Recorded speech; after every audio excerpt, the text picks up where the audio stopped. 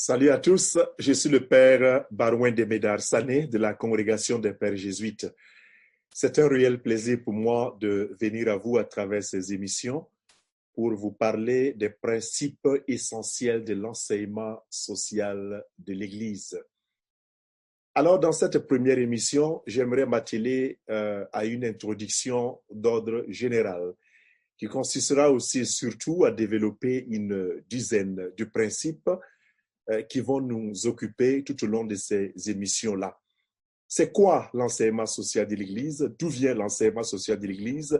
Et où peut-on trouver cet enseignement social de l'Église? L'enseignement social de l'Église est le discours de l'Église sur la société et le monde. C'est un enseignement qui couvre toutes les sphères de la vie humaine, la vie économique, politique, environnementale et spirituelle. Alors, l'évangile que nous retrouvons dans la Bible, les enseignements du Christ, les différentes lettres, dont les lettres de l'apôtre Paul, etc., constituent la source vive de l'enseignement social de l'Église. C'est un enseignement qui s'est déployé à travers les différents âges, les siècles, et beaucoup de nations se sont inspirés et continuent de s'inspirer de l'enseignement social de l'Église. Alors, si nous remontons un peu dans l'histoire, on se rend compte que juste après le départ du Christ, durant les 3 premiers siècles, l'Église va connaître une période farouche de persécution. Mais cette persécution va s'estomper à partir de 313, lorsque l'empereur Constantin va justement décréter l'acceptation du christianisme dans son royaume à travers ce qu'on va appeler l'édit de Milan. Alors, il va s'ouvrir devant l'Église un âge d'or qui permettra aux pères de l'Église de pouvoir jeter les bases de plusieurs enseignements solides qui s'inspirent aussi bien de la philosophie de l'époque que de la littérature en général et de la théologie en particulier. Et cela va continuer jusqu'au 16e, 18e siècle, où ces enseignements vont connaître une sorte de déclin pour plusieurs raisons que nous aurons l'occasion de développer sans doute. Et au 18e siècle particulièrement, l'Église catholique se retrouve un peu pris au dépourvu avec la révolution industrielle qui semble donner à l'Europe, je dirais, les grands traits de sa détermination en termes de développement. Alors, l'Église catholique se retrouve donc incapable de participer à modeler cette révolution industrielle par des enseignements clés. Mais cela ne va pas durer parce que vers la fin du 19e siècle, un grand pape va se déployer. Ce sera le pape Léon XIII qui va sortir du silence avec une encyclique de pointe, Rerum Novarum, des choses nouvelles. Alors, Léon XIII publie Rerum Novarum en 1891 avec pour ambition principale de dire au monde que la révolution mécanique, technologique qui permet à l'industrie, aux industries de pouvoir se déployer avec toutes les matières premières, ne doit pas être une révolution qui utilise l'être humain comme un objet. Alors, le pape va permettre donc à l'Église de comprendre sa participation à la valorisation de l'être humain. Ainsi, la mère fondamentale des encycliques en termes d'engagement social, ce sera Rerum Novarum qui va permettre au monde de savoir que l'Église a aussi un rôle clé et fondamental à jouer au sein de la société. Mais, comme je l'ai souligné précédemment, il faut retenir que l'Église n'a pas attendu le 19e siècle pour venir avec Rerum Novarum. Depuis l'avènement du Christ, l'Église a toujours participé, je dirais, au modélage de la vie euh, de la société en général, même s'il y a eu des périodes de perturbation. Mais l'enseignement social de l'Église tel que nous le connaissons aujourd'hui, hein, prend son envol de manière beaucoup plus déterminante avec Rerum Novarum et Léon XIII. Et tout cela s'est élaboré, il va continuer à s'élaborer aussi, surtout avec le Concile Vatican II, qui va permettre à l'Église de donner des points essentiels sur ce qui permet au monde de pouvoir comprendre ce qu'il y a de mieux à faire. Et de nos jours, nous avons un document de valeur que l'on appelle le Compendium de la doctrine sociale de l'Église. Alors, ce document a été publié entre 2004 et 2005 et ce document contient et comporte les grands enseignements de l'Église. Donc, quand on parle de la doctrine sociale de l'Église, la référence pour avoir ces enseignements, c'est le compendium de la doctrine sociale de l'Église. Un document volumineux qui couvre environ, près de environ 500 pages. Alors, donc, cette doctrine-là contient aussi bien les encycliques, les exhortations que les réflexions des différents papes et, je dirais, de l'Église en général face à la société, avec beaucoup de sphères qui sont couvertes à l'intérieur. Donc, aussi bien les chrétiens que les hommes et les femmes de bonne volonté, ils peuvent se référer à ces enseignements-là pour savoir comment se comporter en termes de droits, en termes de devoirs, en termes d'économie, en termes de politique, en termes d'environnement, de relations internationales, comment un chrétien doit pouvoir se comporter. Voilà en quoi consiste, je dirais, le corps de la doctrine sociale de l'Église. Alors, moi, je me donne pour mission de vous proposer une dizaine de principes que je vais extraire de ce compendium-là. Ainsi, donc, tout au long de ces semaines, ce que j'aurai à vous proposer comme enseignement, ce ne sera pas un corps d'enseignement qui vient de moi. Non, moi, je ne suis qu'un humble serviteur de l'Église. Ce que j'aurai à vous proposer, ce sont des développements, des explications et des enseignements qui sont liés, je dirais, à l'essentiel de ce que l'Église propose comme fondamentaux, comme base de ce qui fait son identité. Et je vous assure, ce sont des principes qui couvrent pratiquement tout. Le tout premier principe qui va retenir mon attention, c'est le dessein d'amour de Dieu pour l'humanité. Alors, à travers ce principe-là, je vais signifier essentiellement que tous les hommes sont dotés d'une capacité de raison naturelle qui leur permet de se relier au transcendant, au divin. C'est-à-dire que le mystère de la divinité est inscrit au sein même de l'être humain. Et ce mystère va nous aider à prendre conscience que c'est Dieu qui est premier dans la relation avec l'homme.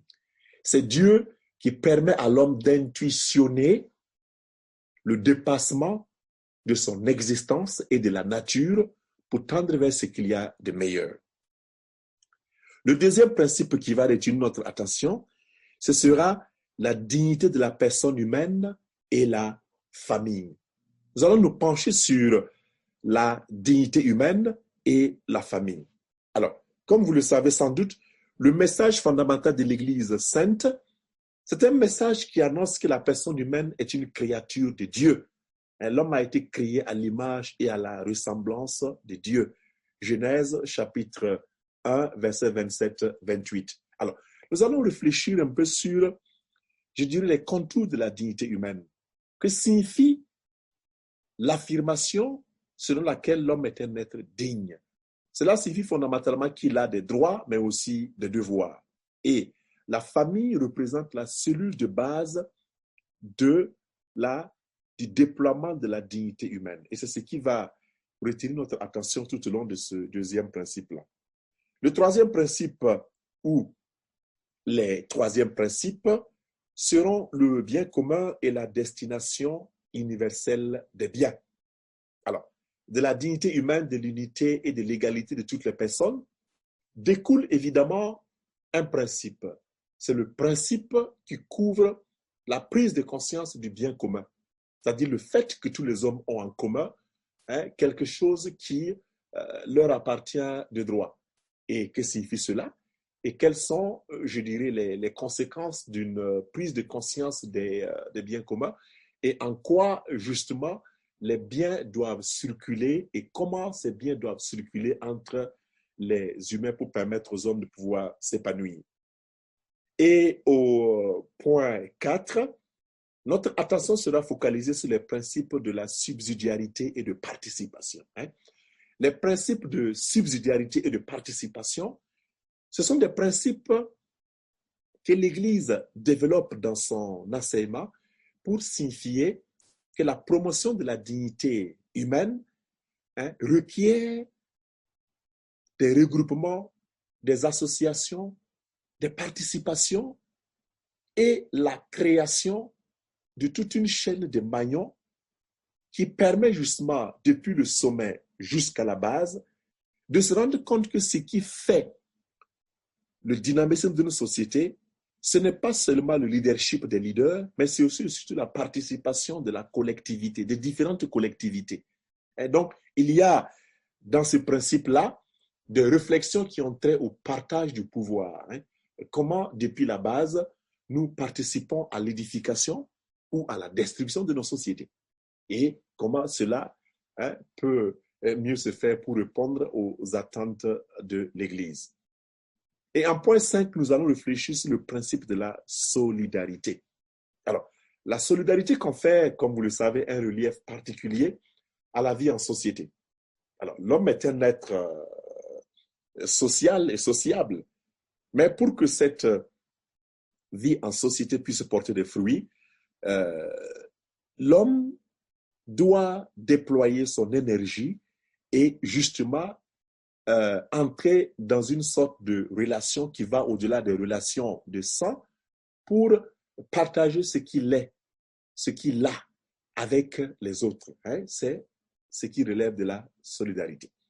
Alors, en 6e point, nous allons réfléchir sur les valeurs fondamentales de la vie en société. Alors, cela fait une continuité à la solidarité. Et dans ce point-là, notre attention sera focalisée sur des valeurs comme la vérité, la liberté, la justice et la charité. Et en 7e point, nous allons réfléchir sur la vie économique et la communauté politique. Comme vous le savez, il y a parfois des chrétiens qui ont peur d'entreprendre, qui ont peur de faire du commerce ou qui ont peur de créer des partis politiques et de participer à la vie de leur société. Eh bien, l'Église, à travers ce point-là, vient dire aux hommes et aux femmes qui sont ses fils et ses filles, et à toutes les personnes de bonne volonté, eh bien, la politique n'est pas diabolique, l'économique n'est pas diabolique, vous êtes appelés à participer à l'évolution de vos sociétés en prenant part aux activités économiques et aux activités politiques. Et il y a une manière chrétienne de faire tout cela, et c'est ce que nous allons déployer à travers ce point-là. Ensuite, nous allons réfléchir sur la coopération internationale ou les coopérations internationales, parce qu'il y a différentes formes de coopération qui vont au-delà des nations.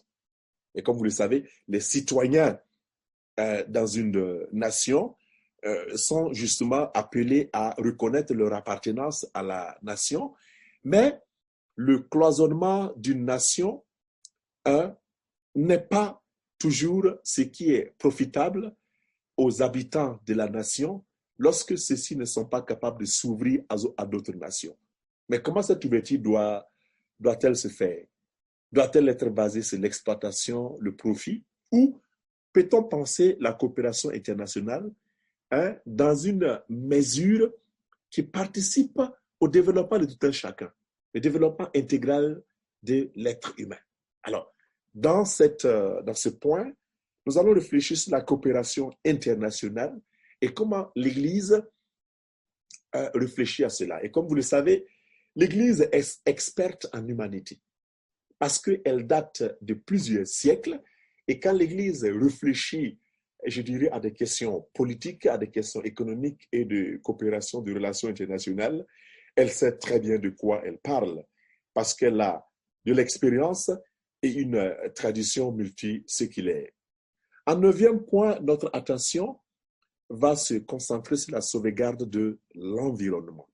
Alors, on a parlé du bien commun, on a parlé de la coopération entre les nations, mais nous savons que de nos jours, l'écosystème est en danger, avec beaucoup de problèmes, avec beaucoup de situations qui nous permettent de nous rendre compte que nous risquons de transmettre aux générations futures, à nos enfants et aux enfants de nos enfants, une terre invivable. Alors, l'Église, depuis des siècles, a toujours pensé qu'il y a une manière de se relier à l'environnement qui ne soit pas forcément une manière destructrice. On peut se relier aux forêts, aux mers, aux océans, aux montagnes et à tout le cosmos d'une manière charitable, d'une manière humaine, qui permette aussi bien aux animaux qu'aux hommes de vivre, de cohabiter sans forcément se détruire. Cela est bel et bien possible et c'est ce que l'Église propose, qui me paraît meilleur quand il s'agit de la sauvegarde de l'environnement. Et le dernier point qui va retenir notre attention, ce sera la promotion de la paix. Alors, voilà une réalité dont notre monde a vraiment besoin. Nous avons besoin de paix parce que quand nous regardons de gauche à droite, il y a des violences, il y a des conflits partout. Mais nous le savons tous, la paix, ce n'est pas seulement l'absence de la guerre. La paix, au sens positif, c'est l'épanouissement des hommes et des femmes, l'harmonie dans les relations humaines. Donc, dans ce point-là, nous allons réfléchir un peu sur ce qui permet justement de promouvoir la paix, ce qui permet aux hommes et aux femmes de pouvoir être des agents de paix et de pouvoir participer à la vie de leur société de manière épanouissante. Voilà donc, frères et sœurs en Christ, les différents points qui vont retenir mon attention avec vous tout au long de ces différentes émissions, avec l'ambition de vous aider à saisir ce qu'il y a de meilleur au sein de l'Église catholique. En récapitulatif, les 10 points qui vont retenir notre attention, les 10 principes, ce sont le dessein d'amour de Dieu pour l'humanité, la dignité de la personne humaine et la famille, le bien commun et la destination universelle des biens, les principes de subsidiarité et de participation, le principe de solidarité, les valeurs fondamentales de la vie sociale, la vie économique et la communauté politique, la coopération internationale, la sauvegarde de l'environnement et la promotion de la paix. J'espère que vous serez nombreux à venir à ces émissions parce que l'Église catholique a un héritage grand, majestueux et très profond pour proposer à tous les hommes et à toutes les femmes de notre temps. Nous traversons un siècle difficile. Les experts disent que nous sommes en train de passer d'une manière de vivre à une autre avec des défis. Entre autres, les défis de race, les défis de couleur de peau, les défis de la globalisation, l'environnement, la pandémie de la COVID-19, les tensions politiques, les guerres et tout ce qui va avec.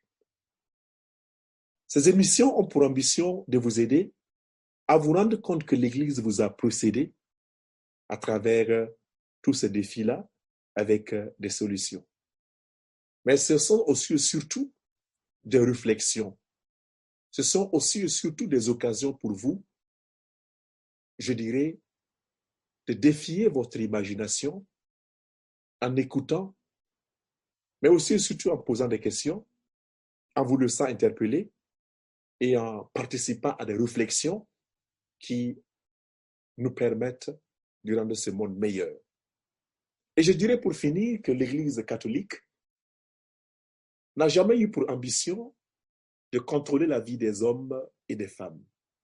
On a parfois accusé l'Église de s'immiscer dans des questions qui ne sont pas ces questions, comme la sexualité, comme les questions d'économie ou encore les questions de politique. Le but de l'Église, ce n'est pas le contrôle, encore moins, je dirais, d'empêcher les hommes et les femmes d'être heureux. Le but de l'Église, c'est de pouvoir s'inspirer de plusieurs siècles d'expérience, non pas pour inquisitionner l'intimité des hommes et des femmes, mais pouvoir leur dire, voilà ce qu'il y a de meilleur, voilà ce qui peut vous permettre de vous épanouir, voilà ce qui peut vous permettre de préparer une prospérité agréable à vos enfants, voilà ce qui peut vous aider à rester unis à Dieu. Je serai content de vous savoir nombreux, je serai content de vous savoir participants à toutes ces réflexions et à ces émissions. Que Dieu vous bénisse et que le saint nom de Jésus-Christ reçoive toute la gloire. Amen.